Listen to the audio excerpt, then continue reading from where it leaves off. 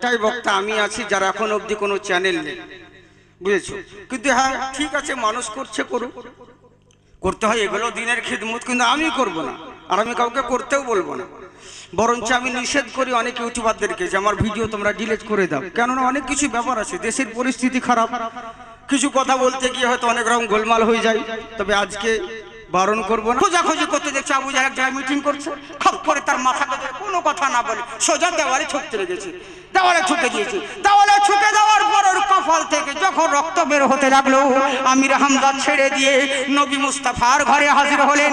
দেখছে আমার নবী মুস্তাফা উপর দিকে মাথা করে বসে রয়েছেন। মা খাদিজাতুল কুবরা রাদিয়াল্লাহু তাআলা আনহা নিজের ওড়না মুবারকটা তিনার কপালে বেঁধে দিয়ে তিনি বসে আছেন। মুস্তাফার হস্ততে হস্ত মুবারক রেখে কালেমা তাইয়্যিবা লা ইলাহা ইল্লাল্লাহ মুহাম্মাদুর রাসূলুল্লাহ সাল্লাল্লাহু তাআলা আলাইহি ওয়াসাল্লাম কলমা পড়ে মুসলমান হলেন। ওই চাচা আমির হামজাকে ওই উহুদের যুদ্ধের ময়দানে ওয়াহাশী বল্লম মেরেছিল। তাই আমার নবী বলছেন, শোনো এই ওয়াহাশী, আজকের দিনে আমি তোমাকে ক্ষমা করে দিলাম, একটা শর্ত, তুমি আমার সম্মুখে কখনো আসবে পুরো পৃথিবী ধূলিসাৎ হয়ে যাবে, মিনিটের মধ্যে পৃথিবী ক্ষমতা খতম হয়ে যাবে, সব নিস্ত নাবুদ হয়ে যাবে, ঠিক জায়গায় সব থাকবে না, সমস্ত কিছু বিচলিত হয়ে যাবে। আচ্ছা বলো তো দেখি, তাহলে কি দুনিয়া ধূলিসাৎ হয়ে যাবে?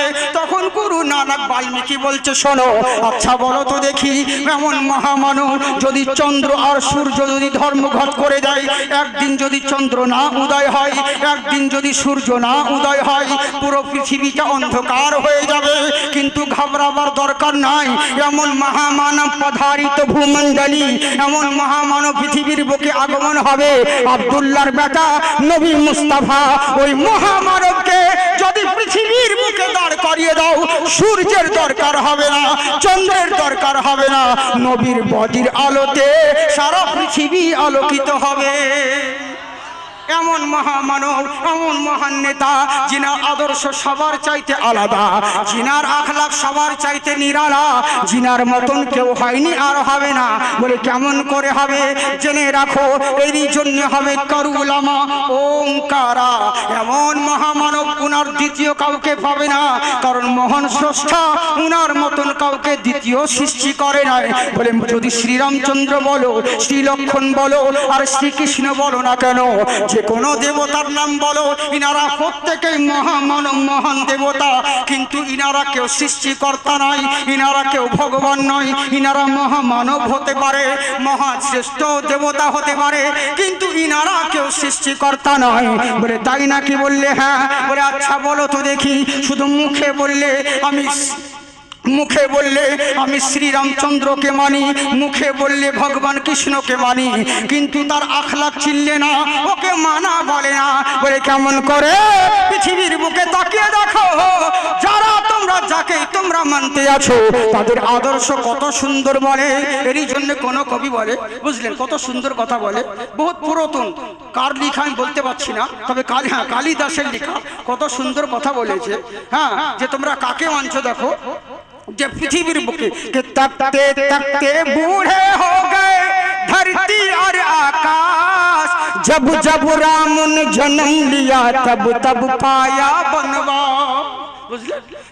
हमरा बोली राम की पूजा की जगने पर राम के अर्थ न जाने, राम की माला जपे लेकिन राम को ना पहचाने, दिखते दिखते बूढ़े हो गए धरती और आकाश, जब जब राम ने जन्म लिया तब तब पाया बनवास। শুধু তাদেরকে মানলে হবে না, তাদের আখলাক, তাদের আদর্শ তোমার মধ্যে থাকতে হবে। তাই বলছে শুনে রাখো, পৃথিবীর বুকে যে কোনো দেবতা বলো না কেন, নবীর সঙ্গে কারো তুলনা হয় না। আজকে যারা সোশ্যাল মিডিয়ায় আমার নবীর ব্যাপারে উল্টো পাল্টা কমেন্ট করে, মুসলমানের বাচ্চা এরা উত্তর দিতে পারে না, এরা তখন মৌলবীদেরকে বলে হুজুর অমুক জনা নবীর ব্যাপারে এই বলছে। কেমন নবী? নবীর সঙ্গে অন্য দেবতার তুলনা করতে আছে, কিন্তু নীতি আলাদা। উনার আদর্শ যদি তোমাদের মধ্যে থাকে, এখানে এখানেও লাভবান হবে, পরকালেও লাভবান হবে। তাই সবাই অবাক হয়ে গেল, কি ব্যাপার রে, আমরা ভেবেছিলাম আজকে কতল হয়ে যাব, আজকে আমাদেরকে কতল করে দিবে। যেহেতু আজকে এর জন্য বলছি করো, কারণ অনেক প্রোগ্রাম আমি নিচ্ছি না, লোকে ভাবছে টাকার লেগে হয়তো আসছে না, কিন্তু লোকে জানো যে আমার শরীর খারাপ, মানে গত রমজানে আমার অপারেশন হয়েছে, পুরো গলা কাটা আছে আমার, বুঝলেন? হ্যাঁ, তো যাই হোক দোয়া করবেন, আল্লাহ যেন এখন কতদিন হায়াতে রেখেছে জানি না। মানে ও কথা বলতে নেই, বললে পরে আপনাদের টেনশন বেড়ে যাবে।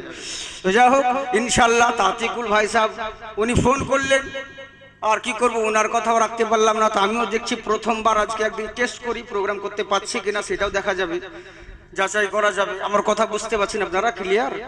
একটু তোতলা ভাব আসছে না তো?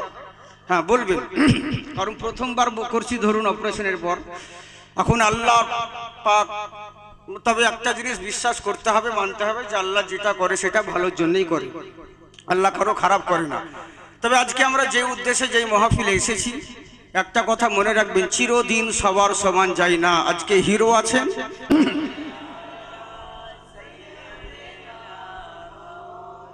মোহাম্মদ ওয়ালা আলাইহি সাইয়্যিদিনা, जिक्र ले पाक हो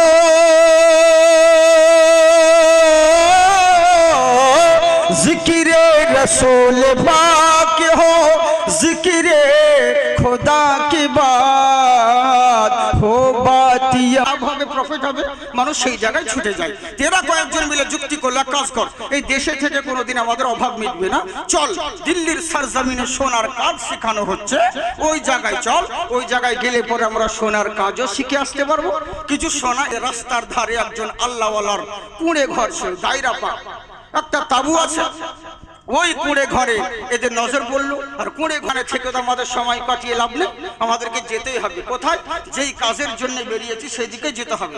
এই বলেই নারা চলছে, একজন বান্দা করতে গেলে কুলুপ নিতে হবে, তাই কুলুপ নেওয়ার জন্য একটা ঢেলার ব্যবস্থা করো, একটা ঢিলের ব্যবস্থা করো। আপনারা ঢিল বোঝেন তো? হ্যাঁ, পানি না থাকলে যেতে নেই, অত নেন না, তোর কি বুঝবে? হ্যাঁ, নান্নারি লেগে বোঝে তো, বলছে কুলুপ নেওয়ার জন্য ঢিলের দরকার আছে, একটা ঢিলের ব্যবস্থা করো। ইনি ঢিল খুঁজতে গেল, অনেকক্ষণ হয়ে গেল, 10 মিনিট হয়ে গেল, আধা ঘন্টা হয়ে গেল, 1 ঘন্টা হতে যাচ্ছে, এর খবর নেই।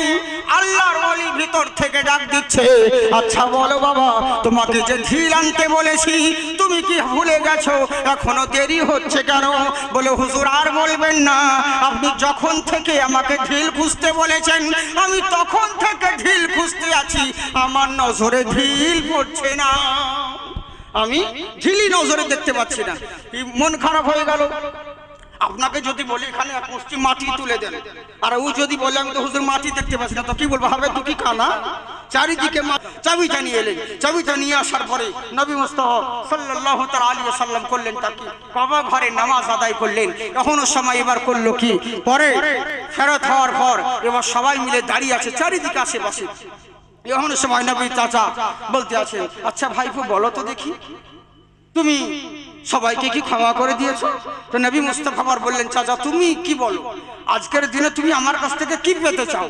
বললে, বাবা তুমি তো আল আমিন, তুমি যাই হও না কেন তোমার মন তো উদার, হ্যাঁ, তুমি তো কখনো বদলা নিতে পারো না, তুমি তো ক্ষমা করে দিতে পারো। বলে, চাচা তুমি ঠিকই বলেছো, আমি তোমাকে ক্ষমা করে দিলাম, আমি তোমাকে ক্ষমা করে দিলাম। এখনো সময় বলছে, বাবা সবাইকে ক্ষমা করে দিয়েছো? বলে, হ্যাঁ। অনেক কথা সংক্ষিপ্তে বলি, ওয়াহাসির সামনে দাঁড়িয়ে রয়েছে, নবীকে আমার বললেন, ওয়াহাসির কি খবর? নবী মুস্তাফা আমার যেমন ওয়াহাসিকে দেখা সঙ্গে সঙ্গে চোখ দিয়ে তার কি কোনো দাম নেই, তার কি কোনো মূল্য নেই? বলি, কেন এরকম কথা কেন বলছো তুমি? বললে, শোনো, আর তুমি বলবে না, কারণ তুমি তো গিয়েছিলে শিকার করতে, আমার ভাতিজা আব্দুল্লাহর বেটা নবী মুস্তাফাকে দেখলাম কাবার চত্বরে দাঁড়িয়ে নামাজ পড়তেছিল, আবু জাহেল এসে তার গর্দানকে ধরে কাবার দেওয়ালে ঠুকে দিয়ে তার কপাল ফাটিয়ে দিয়েছে, রক্ত বের করে দিয়েছে। বলে, তাই নাকি? বললে, হ্যাঁ। সঙ্গে সঙ্গে আমির হামজা শিকারকে ফেলে দিয়ে দৌড়ল, আবু জাহেল কোন জায়গায় আছে খুঁজতে লাগলো, খোঁজাখুঁজি করতে দেখছে আবু জাহেল এক জায়গায় মিটিং করছে, খপ করে তার মাথাকে কোনো কথা না বলে সোজা দেওয়ালে ঠুকতে লেগেছে, দেওয়ালে ঠুকে দিয়েছে। দেওয়ালে ঠুকে দেওয়ার পর ওর কপাল থেকে যখন রক্ত বের হতে লাগলো, আমির হামজা ছেড়ে দিয়ে নবী মুস্তাফার ঘরে হাজির হলেন। দেখছে আমার নবী মুস্তাফা উপর দিকে মাথা করে বসে রয়েছেন। মা খাদিজাতুল কুবরা রাদিয়াল্লাহু তাআলা আনহা নিজের ওড়না মুবারকটা তিনার কপালে বেঁধে দিয়ে তিনি বসে আছেন। এখনো সময় হযরত আমির হামজা গিয়ে হাজির হলেন। বলে ভাতিজা চিন্তিত হয়ো না, টেনশন করতে হবে না, তুমি আনন্দ করো, আনন্দিত হও, তুমি খুশি হও। বলে এরকম কথা কেন বলছো চাচা? বলে এ ভাতিজা, আজকে তোমার বদলা আমি নিয়ে নিয়েছি। বলে কেমন করে? বলে তোমার বদলা আমি নিয়ে নিয়েছি। তোমাকে যেইভাবে আবু জেহেল আঘাত করেছে ওই রকম আমিও তার কপাল ফাটিয়ে দিয়ে এসেছি। তুমি এখন আনন্দ করো। নবী মুস্তাফা আমার কান্নার স্বরে বলতে আছে, ও আমার চাচা জান, আমি আমাকে খুশি দেখতে চাও? ওরে আবু জেহেলকে মেরে বদলা নিয়ে আমাকে খুশি করতে পারবে না। বলে ভাতিজা, তাহলে তুমি খুশি হবে কিসে? বলে এসো, আমি যেই নবীর যেই দিনের কলমা আমি মানুষকে শোনাচ্ছি, তুমি আমার দিনে দাখিল হয়ে যাও, আমি তাহলে খুশি হব। আমির হামজা বললেন হাতটা বাড়াও। নবী মুস্তাফা হাত বাড়ালেন। নবী মুস্তাফার হস্ততে হস্ত মুবারক রেখে কালেমা তাইয়্যিবা লা ইলাহা ইল্লাল্লাহু মুহাম্মাদুর রাসূলুল্লাহ সাল্লাল্লাহু তাআলা আলাইহি ওয়াসাল্লাম কলমা পড়ে মুসলমান হলেন। ওই চাচা আমির হামজাকে ওই উহুদের যুদ্ধের ময়দানে ওয়াহাশী বল্ল মেরেছিল। তাই আমার নবী বলছেন, শোনো এই ওয়াহাশী, আজকের দিনে আমি তোমাকে ক্ষমা করে দিলাম, একটা শর্ত, তুমি আমার সম্মুখে কখনো আসবে